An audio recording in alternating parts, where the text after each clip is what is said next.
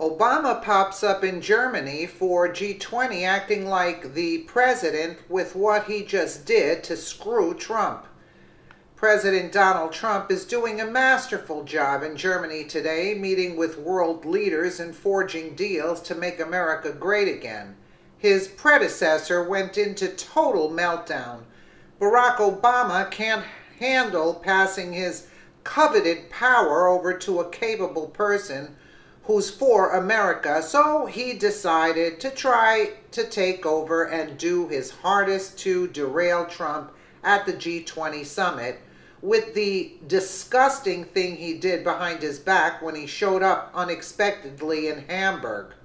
Obama has been obsessed with relinquishing the power from Trump that he enjoyed as president for two terms too long. He's so vindictive that he simply does things to screw with Donald Trump and make his job hard, as we saw on our president's first overseas trip, and now again on his second one, where Obama appears to have stepped up his juvenile game.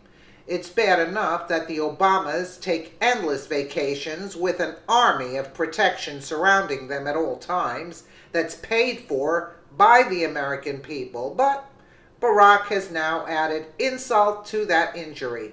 Instead of keeping to himself on his ongoing Indonesian vacation and allowing the American people the opportunity to forget him, he just insulted the nation he formerly led for 8 years by going on a destructive apology tour while Trump is standing up for the U.S. at the G20 summit, which the Obamas never did.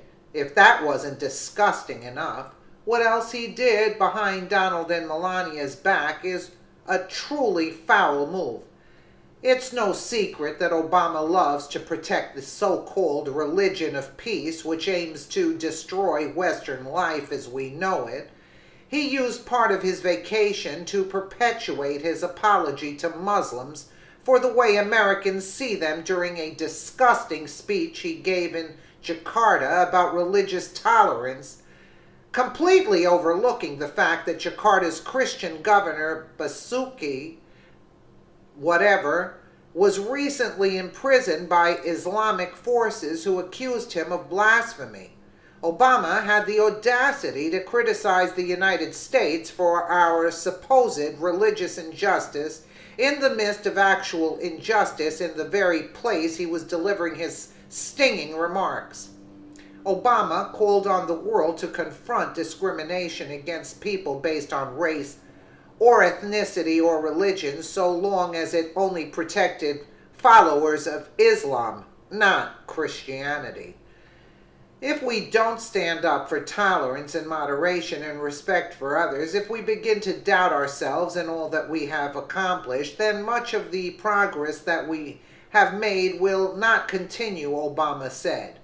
What we will see is more and more people arguing against democracy. We will see more and more people who are looking to restrict freedom of the press, and we'll see more intolerance, more tribal division, more ethnic divisions and religious divisions, and more violence. While his words sound like he's pushing something positive, his apology about America's actions suggested the complete opposite. The word is at a crossroads, he said. According to The Hill, the former president spoke against pursuing national interest to the detriment of the international community. The implication that President Trump was doing exactly such a thing was made explicit when Obama criticized the temporary absence of American leadership on climate change while rifling on nationalism, conservative reported. We start seeing a rise in sectarian politics. We start seeing a rise in an aggressive kind of nationalism. We start seeing both in developed and, I would assume, undeveloped countries has increased resentment about minority groups and the bad treatment of people who don't look like us or practice the same faith as us, Obama said. After these insulting remarks made about not just our president, but Jakarta's governor as well, Obama doubled down on his resentful reaction to Trump being president with what he did to him in Germany ahead of G20. It was reported on Thursday that the first couple couldn't find luxury accommodations in Hamburg, and now it's come out that this was likely the work of Obama to try to deter the president from a successful trip. Really? Young Conservative reports Donald Trump is in Hamburg, Germany for the G20 summit, and apparently he wasn't able to get a hotel room at one of the top 5-star hotels.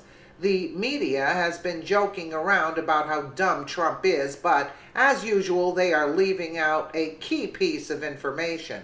The hotels were already booked on Election Day, which means it was up to Obama to make sure that the next president was set up.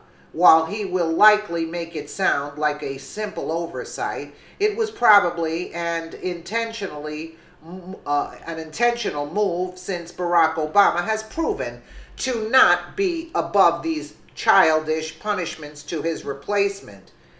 It would have been the right thing to do for the current administration to make sure everything was in place for their replacement, but details like that were not important to Obama when he found out Trump was taking office and not Hillary Clinton.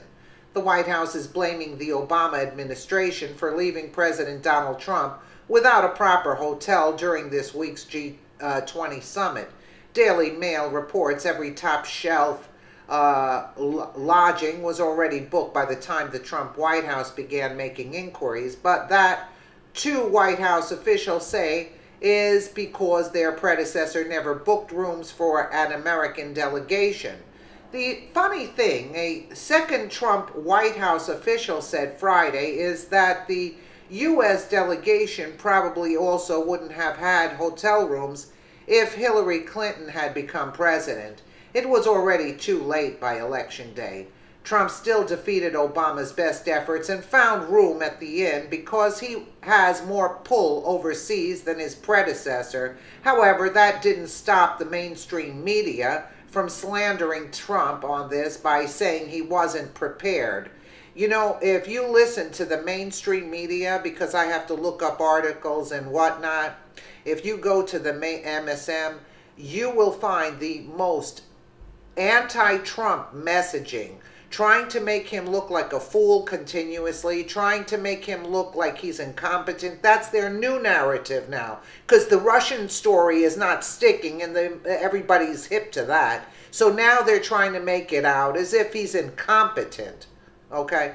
Let us know what you think in the comments below, and thank you so much for watching. But they're never going to win, that's for sure.